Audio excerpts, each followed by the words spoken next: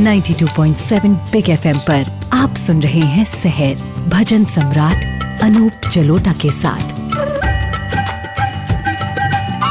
92.7 big FM पर सहर कार्यक्रम आप सुन रहे हैं और मैं आपका अनूप जलोटा आपके साथ हूं।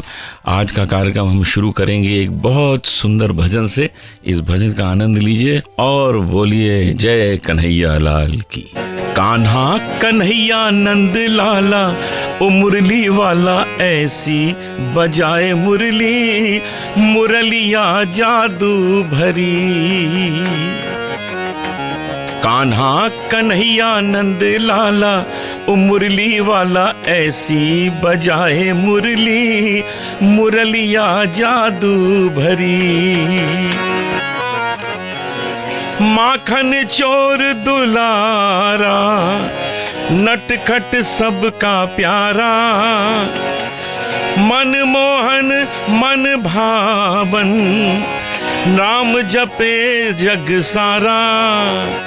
माधव मुकुंद मत वाला ओ मुरली वाला ऐसी बजाए मुरली, मुरलिया जादू भरी। कान्हा कन्हैया नंद लाला ओ मुरली वाला ऐसी बजाए मुरली, मुरलिया जादू भरी। जी हाँ, कन्हैया की मुरली में ऐसा जादू था कि जो सुनता था वो नृत्य करने लगता, जो सुनता था अपनी सुध बुध खो बैठता था। यही तो कन्हैया की मुरली का जादू था। तो अब इस भजन के बाद आप सुनिए आज का पंचांग और उसके बाद मैं आता हूँ आपके पास एक भजन लेके जिसमें से निकालेंगे एक अच्छी सी आदत आज से अपने जीवन में डालने के लिए। उसके अंदर क्या संदेश है वो सुनेंगे। तो सुनते रहिए 92.7 बिग FM सहर कार्यक्रम में अनूप जलोटा को। आज है 21 मई यानी ज्येष्ठ मास के शुक्ल पक्ष की तृतीया, दिन गुरुवार और नक्षत्र आर्द्रा। हरि नाम बसे, हरि नाम बसे, हरि नाम बसे, हरि नाम बसे। जिनके हृदय हरि नाम बसे, जिनके हृदय हरि नाम बसे, तिन और का नाम लिया न लिया, तिन और का नाम लिया न लिया। जिनके हृदय हरि नाम बसे।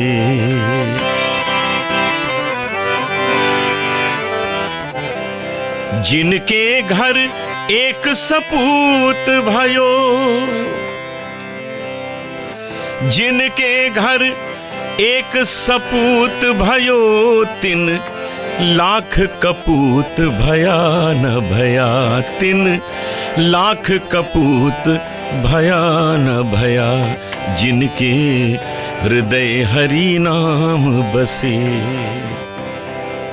हमारे शास्त्रों में कहा गया है, जो हो पूत सपूत तो क्यों धन संचय। यदि आपके बच्चे अच्छे हैं, संस्कार वाले हैं, उनको आपने अच्छी पढ़ाई लिखाई करा दी है, तो उनके लिए धन जोड़ने की जरूरत कहाँ है, वो तो कमा लेंगे स्वयं।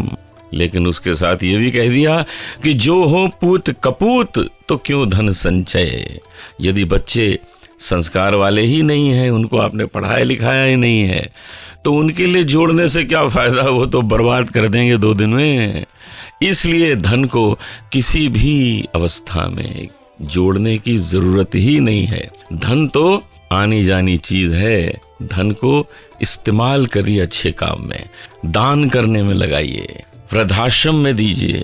लोगों को जब इलाज के लिए पैसे नहीं है तो उनको मदद करिए, जिनके पास पढ़ाई के लिए पैसे नहीं है उनको दीजिए। तो तब तो आपका धन जो है वो बढ़ेगा, नहीं तो धन तो कम हो जाएगा। तो बहुत आवश्यक है कि आप अपने धन को आज से ये आदत बनाइए। मैं भी बनाता हूँ, आप भी बनाइए और लोगों को यही बात कहिए कि वो भी बनाएं। फिर देखिए जीवन कितना सुंदर हो जाता है। तो ये तो हो गई आज की आदत की बात। और अब मैं आपको लेके चलता हूँ उत्तराखंड के बागेश्वर मंदिर में। जी हाँ, उत्तराखंड में ये बागेश्वर मंदिर बहुत प्रसिद्ध है, बहुत सुंदर है। जगह जगह से लोग आते हैं, यहाँ दर्शन करते हैं, मुरादें मानते हैं और उनकी मुरादें पूरी होती हैं। मैंने आपको बताया था कि आज मैं आपको लेके चलूंगा उत्तराखंड के बागेश्वर मंदिर में। जी हाँ, बहुत सुंदर मंदिर है, कहानी भी बड़ी सुंदर है। उत्तराखंड में एक साधु रहता था, उसका नाम था मार्कंडे। अखंड शिव भक्त था, दिन रात शिव की भक्ति, और शिव उनसे इतने प्रसन्न हो गए थे कि रोज रात को वो मार्कंड से मिलने आते थे। साक्षात रूप में रोज रात को मिलने आते थे, शेर की खाल पहनकर। और ये बात गांव में धीरे धीरे लोगों को पता लग गई कि भाई मार्कंड से तो भगवान शंकर स्वयं मिलने आते हैं। और लोगों ने क्या किया कि गोमती और सरयू, ये दो नदियां वहां पर हैं, तो दोनों नदियां जहां पर मिलती हैं, सोचा कि वहां पर एक मंदिर बनाया जाए भगवान शंकर। और वहां उन्होंने मंदिर बनवा दिया, और मंदिर का नाम भी रख दिया बागेश्वर, क्योंकि वहां पर शिव जो थे वो बाघ की खाल पहन के, शेर की खाल पहन के आते थे रोज मिलने, तो मंदिर का नाम भी रख दिया बागेश्वर। लेकिन वहां कोई शिवलिंग नहीं रखा था, तो उन्होंने भगवान शिव से प्रार्थना की कि हे भगवान, अब क्या करें, यहाँ शिवलिंग हमने स्थापित नहीं किया है। तो शिव जी ने कहा कि मकर संक्रांति के दिन मैं आऊंगा और एक शिवलिंग के रूप में यहाँ स्थापित हो जाऊंगा। और वही हुआ कि मकर संक्रांति के दिन भगवान शंकर स्वयं आए और एक शिवलिंग के रूप में उस मंदिर में स्थापित हो गए। तो इस बागेश्वर मंदिर में आप एक बहुत सुंदर शिवलिंग के दर्शन कर सकते हैं, जो साक्षात भगवान शंकर स्वयं हैं। उनके दर्शन कीजिए और उनका आशीर्वाद प्राप्त कीजिए। मकर संक्रांति के दिन वहाँ शिवरात्रि का मेला लगता है, हजारों लोग आते हैं, भगवान शंकर के दर्शन करते हैं और उस शिवलिंग से जो भी प्रार्थना करते हैं, जो मुरादें मांगते हैं, वो भगवान शंकर पूरी करते हैं। तो आप भी जरूर जाएं उत्तराखंड के बागेश्वर मंदिर में और अपनी मुरादें पूरी करवाएं भगवान शंकर के आशीर्वाद से। तो अब मैं लौटूंगा और एक बहुत अच्छे गायक से आपकी बात कराऊंगा, जिनका नाम है प्रद्युमन शर्मा। प्रद्युमन शर्मा बहुत ही प्रतिष्ठित गायक हैं, बम्बई में ही रहते हैं। अभी थोड़ी देर में आपकी उनसे बात कराएंगे और एक भजन भी उनसे कहेंगे कि आपको सुनाए। प्रद्युमन जी। जी सर। आपका स्वागत है 92.7 बिग एफएम पर शहर कार्यक्रम में। आप कैसे हैं? एकदम बढ़िया। मैं तो आपका बहुत पुराना फैन हूँ, आप जानते हैं ना। क्या गाते हैं आप, क्या कंपोज करते हैं, मजा आ जाता है सुन के आप। अरे क्या बात। मैं तो सबको कहा करता हूँ कि जो सही भजन का रंग सुनना है तो प्रद्युमन जी से सुनिए, क्या भगवान ने इनको कला दी है। तो कुछ हमारे श्रोता हैं वो ये जानना चाहते हैं कि प्रद्युमन जी ने संगीत कहाँ से सीखा, कहाँ से ये परिवार में संगीत आ गया? मेरे घर में ही ये मदर के द्वारा ही आई है, और she was a wonderful singer and sitarist also. फिर उसके बाद कलकत्ते में ही आमिर खान साहब की छाया में रहा मैं। वाह, कहाँ पे उन दिनों आप कलकत्ता में रहे? मैं कलकत्ता में अप टू ग्रेजुएशन मैं कलकत्ता में ही रहा। अच्छा। और कलकत्ता के बाद से हम इधर बॉम्बे आ गया। बॉम्बे में कॉन्टेस्ट हुआ था, SK Luthra and Kedar Sharma Murphy contest जिसे कहते हैं। हाँ जी हाँ। तो उससे मेरा सिलेक्शन हुआ। फिर उसके बाद मुझे 6-7 महीने सिखाया गया ये सब कि how to sing on the recording mic.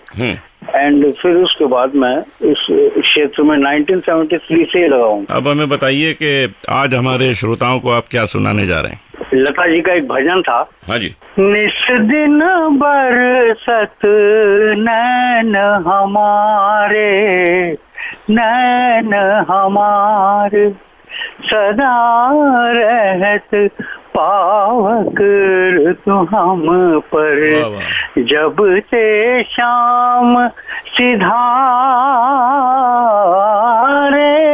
निस दिन बरसत नैन हमारे, नैन हमारे। मैं इस भजन से बड़ा मुतासिर हुआ। है भी कमाल भाई, है भी कमाल, और इससे तबीयत खुश हो जाती है। जिस दिन बरसत नैन हमारे। वाह वाह वाह, सूरदास जी का है ये। बहुत सुंदर रचना है। तो अभी आप सुन रहे थे प्रद्युमन शर्मा जी को, कितना खूबसूरत गाते हैं, क्या अच्छी धुन बनाते हैं। और इनको तो मोहम्मद रफ़ी साहब इनकी कंपोजिशन गाने वाले थे, कुछ बात बनी नहीं, तो गुलाम अली साहब ने गाई हैं उनकी बहुत मशहूर गज़ल। तो बहुत अच्छा लगा प्रद्युमन जी को सुन के। और अब मैं आपको एक ऐसा भजन सुनाऊंगा जिस भजन में से एक ऐसा संदेश हम ढूंढेंगे जो हमारे जीवन को और सुंदर बनाए, हमको, हमारे परिवार को, हमारे आसपास के लोगों को सुंदर बनाए। जब उसको हम सबको बताएं तो उनके जीवन में भी इसका असर पड़े। आजकल शिरडी बाबा के भक्त सारे संसार में फैले हुए हैं। ये जो भजन मैं आपको सुनाने जा रहा हूँ, ये मैंने लगभग 35 साल पहले रिकॉर्ड किया था और आज भी जब गाता हूँ तो मेरी आंखों में आंसू आ जाते हैं। बाबा